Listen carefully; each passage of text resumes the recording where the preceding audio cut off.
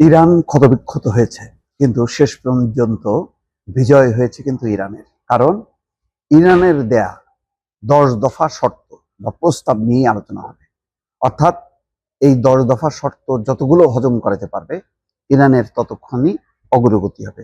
খুবই গুরুত্বপূর্ণ। তার মধ্যে হরমুজ প্রণালীতে ইরানের একেবারে সার্বভৌমত্ব, তার কর্তৃত্ব, সেটা নিশ্চিত করতে হবে। এর প্রেক্ষিতেই যুদ্ধবিরতির ঘোষণার পর সেনাদের গুলিবন্ধের নির্দেশ দিয়েছেন ইরানের সর্বোচ্চ নেতা। 10 দফা প্রস্তাব কি? সেই 10 দফা প্রস্তাব 39 দিনে এই সংঘাতে একাধিক দেশে ছড়িয়ে পড়ে এবং বহু মানুষ হতাহত হয়েছে। 39 দিনের যুদ্ধ। জনগণের উদ্দেশ্যে দেওয়া এক বার্তায় ইরানের সুপ্রিম ন্যাশনাল সিকিউরিটি কাউন্সিল বলছে যে এখন আমরা মহান ইরানি জাতিকে এই সুসংবাদ দিচ্ছি, যুদ্ধের প্রায় সব লক্ষ্য অর্জিত হয়েছে। তোমাদের সাহসী সন্তানরা শত্রুকে ঐতিহাসিক অসহায়ত্ব এবং স্থায়ী পরাজয়ের মুখে ঠেলে দিয়েছে। যুদ্ধবিরতির আলোচনায় যুক্তরাষ্ট্র 15 দফা প্রস্তাব দিলেও ইরান 10 দফা সংশোধিত প্রস্তাব দিয়েছে।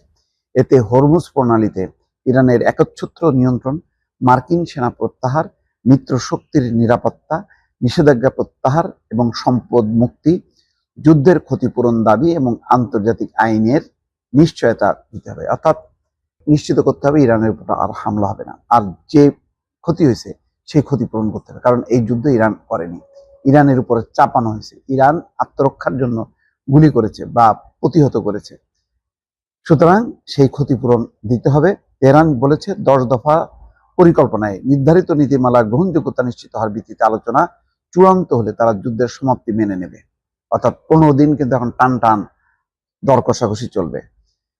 10 এপ্রিল শুক্রবার ইসলামাবাদে নতুন আলোচনা শুরু হচ্ছে। প্রাথমিকভাবে তা 2 সপ্তাহ চলবে, তবে উভয় পক্ষের সম্মতিতে সময় বাড়তে পারে। তেহরান বলছে এই সময়ে পূর্ণ জাতীয় ঐক্য বজায় রাখা এবং দৃঢ়তার সঙ্গে বিজয় উদযাপন চালিয়ে যাওয়া অত্যাবশ্যক। বিজয় হিসাবে তারা উদযাপন করবে। এটাকে যুদ্ধক্ষেত্রে শত্রুর আত্মসমর্পণ আখ্যা দিয়ে ইরান বলছে আলোচনায় তাদের 10 দফা নীতির গ্রহণযোগ্যতা নিশ্চিত হলে তবেই তারা মহান ঐতিহাসিক বিজয় উদযাপন করবে, অন্যথায় দাবি আদায়ের জন্য তারা লড়াই করবে। অর্থাৎ যে দাবি তারা করছে যে আঞ্চলিক নিরাপত্তা, মার্কিন সৈন্য প্রত্যাহার করতে হবে মধ্যপ্রাচ্য থেকে, এবং হরমুজ প্রণালীর উপর ইরানের একদম পূর্ণ কর্তৃত্ব বজায় থাকবে এবং স্থায়ীভাবে যুদ্ধ বন্ধ করতে হবে। এই সম্বলিত 10টি দাবি নিয়ে এখন আলোচনা শুরু হবে। শুক্রবার থেকে 15 দিন ধরে চলবে। এই সময় পর্যন্ত ইরানের সমস্ত মানুষকে ঐক্যবদ্ধ রাখা এবং ইরানের পক্ষ থেকে কোনো সৈন্য যাতে গুলি না করে।